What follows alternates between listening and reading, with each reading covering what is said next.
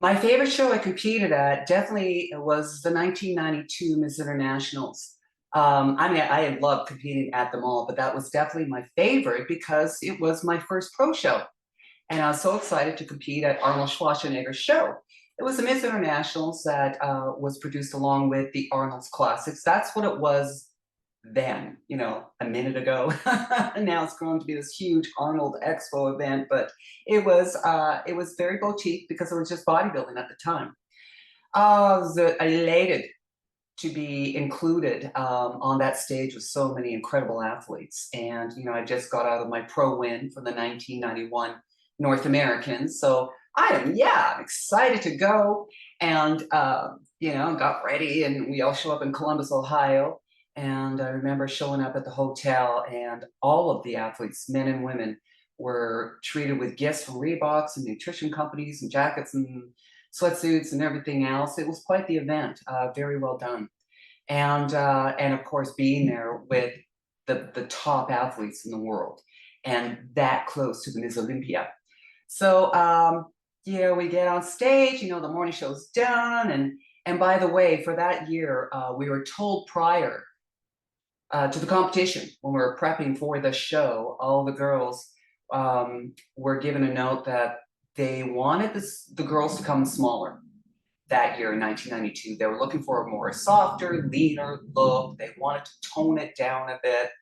Okay, I mean, whatever that means. I really, you really don't know what they're looking for until you all show up on stage because you don't know the condition that everyone's going to be in or who's going to show up like wow this year and ain't that year. And the beauty of bodybuilding is everyone's different. We're all individual, all different sizes and body shapes and have you. That's the best part about bodybuilding. There was always such an array of looks.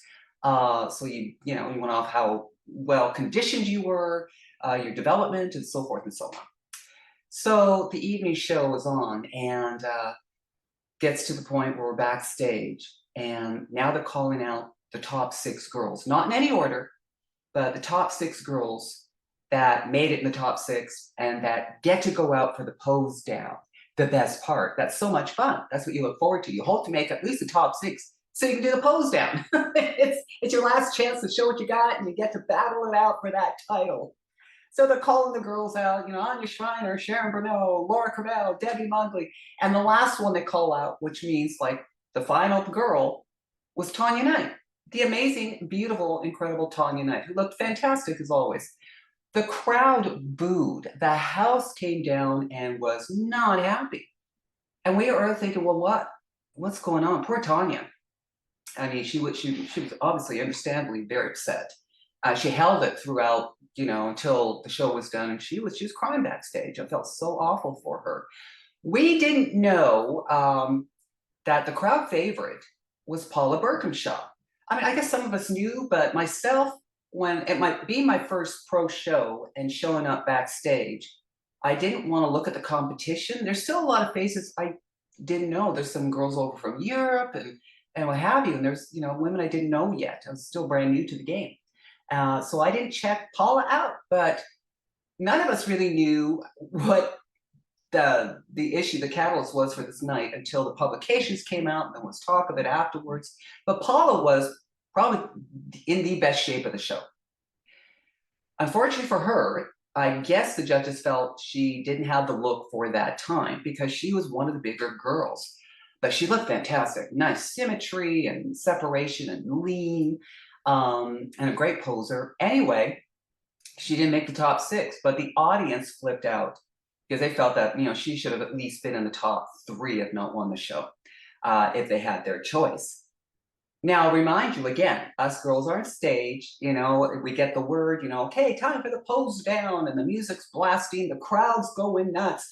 We're fighting it out, we're battling against each other and having fun and shoving each other out of the way, and trying to get, the last chance for that title.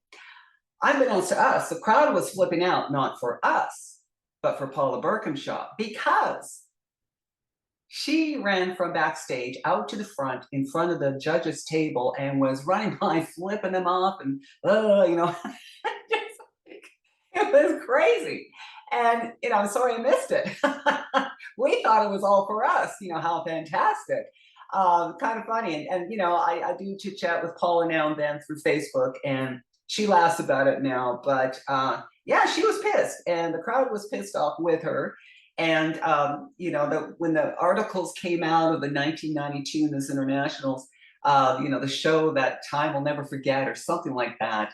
You understand why. So if you were there, you saw how crazy it got, and if you just read about it, well, you had to have been there. And if you didn't know about that, well, there's a little bit of history for you. The 92 Miss Internationals, Paula Birkinshaw didn't make top sixes. She flipped off the judges, and poor Tanya thought they booed because she was the last one called out and that they didn't like her anymore. And we all felt so bad for Tanya. But she understands. She's okay. God bless you, R.I.P. my angel. And yeah, so that's in part why the 92 Miss Internationals is definitely one of my favorite shows and something I will never forget. But just being on stage with those champions, it's just incredible anyway. So there you have it. More stories on the way. Stay tuned and keep pumping.